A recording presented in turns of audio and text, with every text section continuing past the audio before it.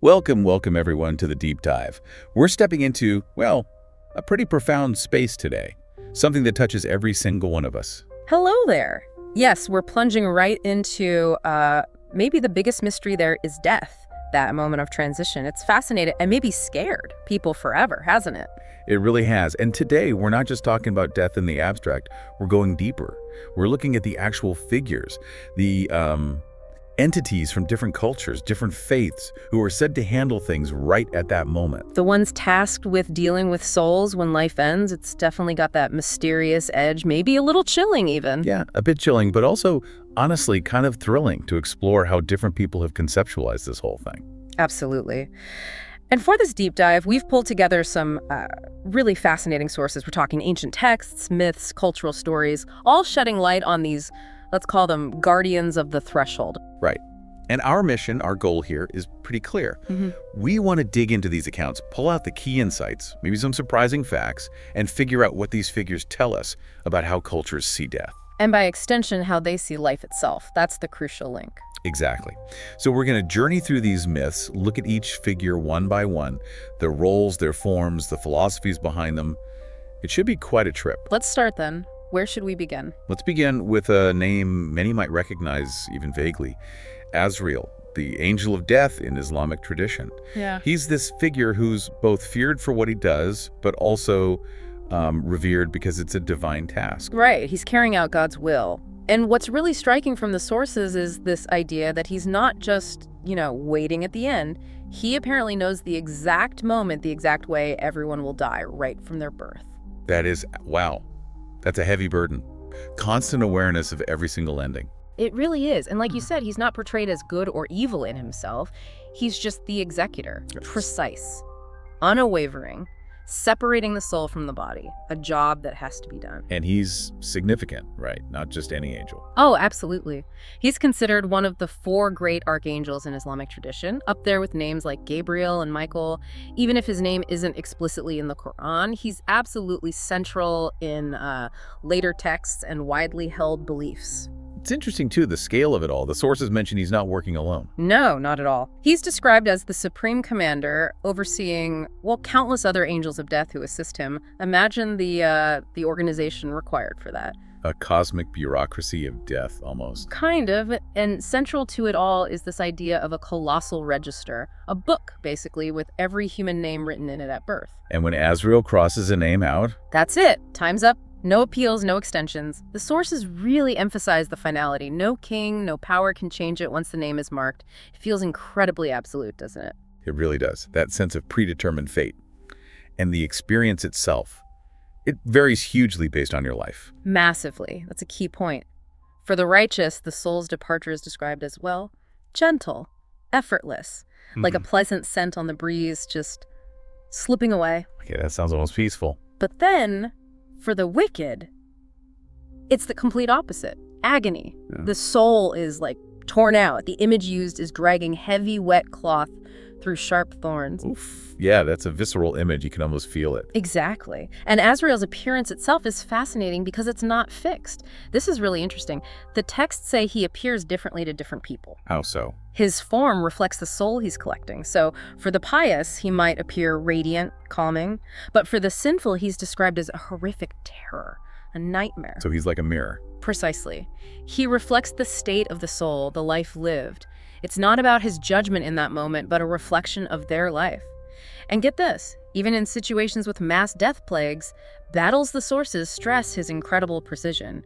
He might take thousands at once, but never makes a mistake. Never takes someone whose time hasn't truly come. Wow. So the underlying message with Azrael seems to be, fear the life you lived, not necessarily the angel himself. I think that's a great way to put it. His duty is fearsome, yes, but his appearance, the experience of death itself, it all comes back to your actions. Life and death are directly linked. Okay, let's shift now. Moving into Jewish lore, we encounter Samael. And right away, he feels different, more complex, maybe. Definitely more complex. There's this striking duality about him. He seems to exist right on the edge, Sometimes an angel of light, sometimes a harbinger of darkness. Yeah, compared to Azrael's clear duty, Samael sounds like he might even enjoy his work. Some sources suggest that, right? A kind of grim satisfaction in taking lives, even if it's commanded. That's one interpretation found in some texts, yes. His portrayal really varies. In some sources, he's ranked very high among the angels. But then you look at mystical traditions, like Kabbalah. Which focuses on the hidden, esoteric side of things. Exactly. And there, Samael takes on a much darker role. He's called the Destroyer, God's executioner. Some texts even equate him with figures like Lucifer or Satan, so a real range of interpretations. And the descriptions of him sound terrifying across the board. Oh, absolutely. Sometimes he's a mighty angel, winged, dressed in fire, maybe carrying a flaming sword with eyes like black pits. Okay, standard terrifying angel stuff. But then the Kabbalistic view gets even more monstrous, like a hybrid, part dragon, part demon, part angel. But whatever the form, the core characteristic seems consistent. He's unstoppable. Merciless. Prayers, please, that they mean nothing. That's a stark contrast to Azrael, whose appearance at least changes. Samael's face. It stays the same. Always the same, according to these descriptions. It's described as this burning fusion of pride, flame, and just void. His wings like smoke, eyes like bottomless pits. His voice, they say, sounds like a scream from the abyss. Chilling. Pure, unchangeable inevitability. Pretty much. There's actually a famous story involving Moses that really highlights this, but also shows a rare exception. Oh, what happened? Well, the story goes that when Samael came for Moses' soul, Moses' divine radiance, his connection to God, was so incredibly intense. Samael couldn't handle You it. couldn't even approach him. He was repelled. It's believed to be the only time the angel of death was ever turned away. Wow. That says a lot about Moses' status. It really does. But setting that unique case aside, the general philosophy around Samael, especially in the stricter views, is one of absolute ruthlessness. When your time's up, it's up. Nothing else matters. Where you are, who you are. Nope. Location, status, identity, even your good or bad deeds in that final moment. Irrelevant. The verdict is passed, the execution is certain, no negotiation. It's a very stark view of finality. Okay, let's completely change gears now. Ancient Egypt. Anubis. An image I think everyone knows. Instantly recognizable, isn't he? The man with the head of a jackal.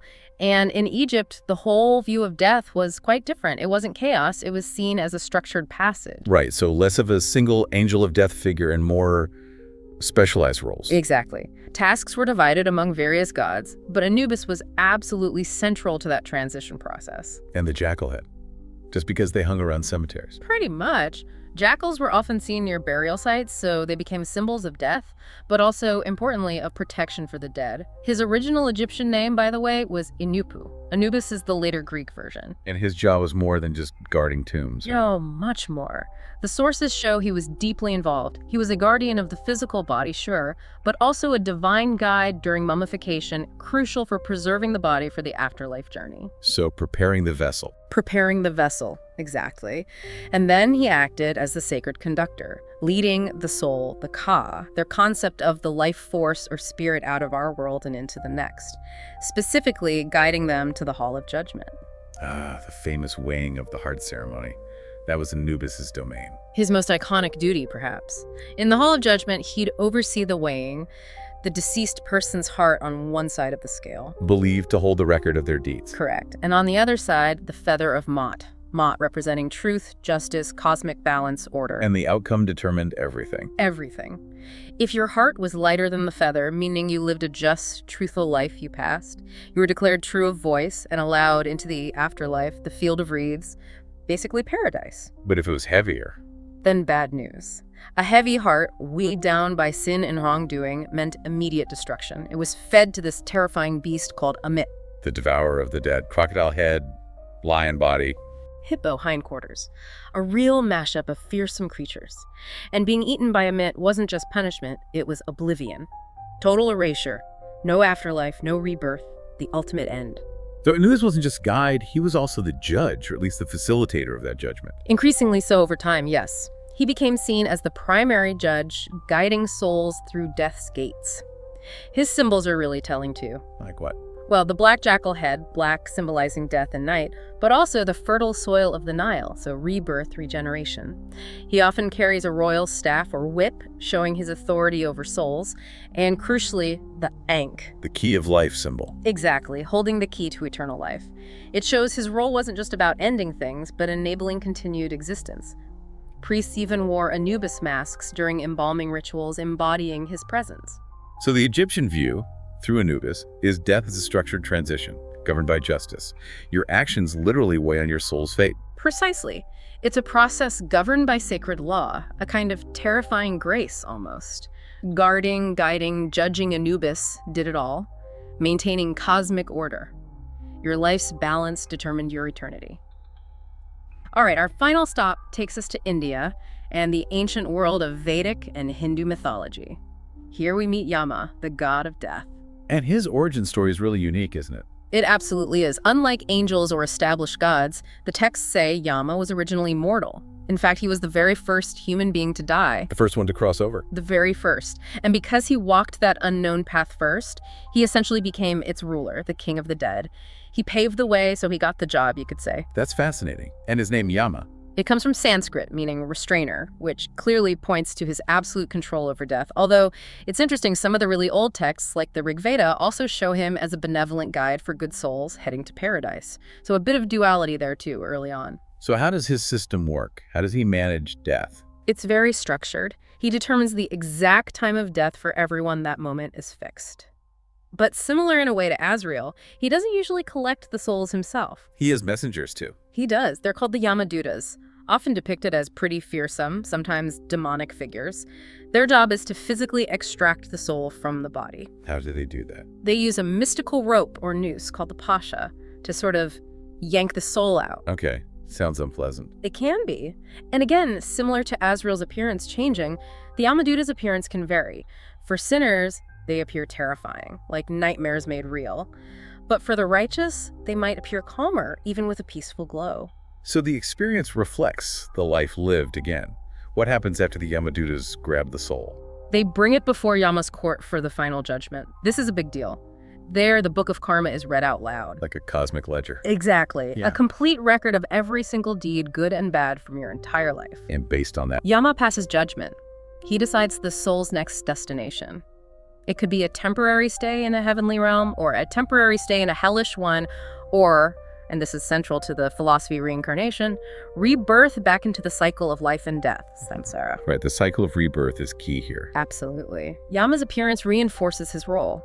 Sometimes red or green skin, colors linked to death or judgment. He carries a mace, and that noose, the pasha. He rides a big black bull, and he wears a crown, showing he's the monarch of the dead. So the philosophy around Yama, especially in Hinduism, is that death isn't really an end? Not at all. It's just a doorway. The soul itself is eternal. It just sheds bodies like clothes.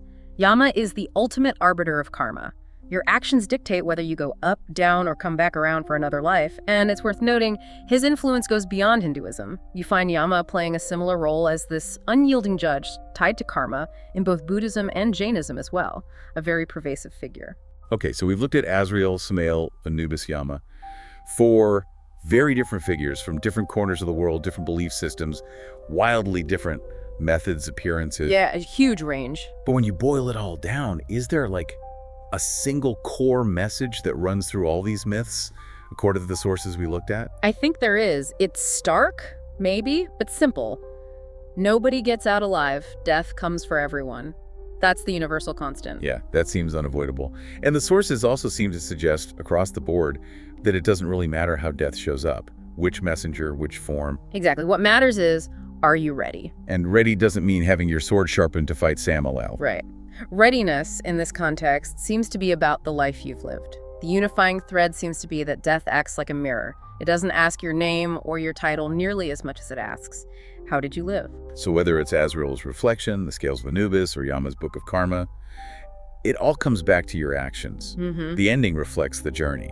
You know, going through these figures, Azrael, Samael, Anubis, Yama, it really highlights the incredible variety of ways humans have tried to grapple with, well, the ultimate unknown. Yeah, each one tells you so much about the culture that envisioned it.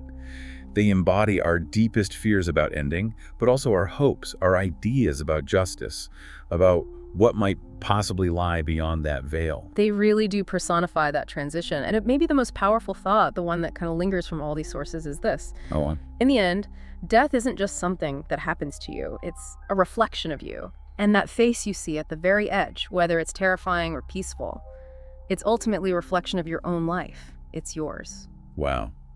That is definitely something to sit with, a powerful thought to end on. Thank you for joining us on this really fascinating deep dive. Thank you. It was great exploring these figures and what they represent. Farewell for now, everyone.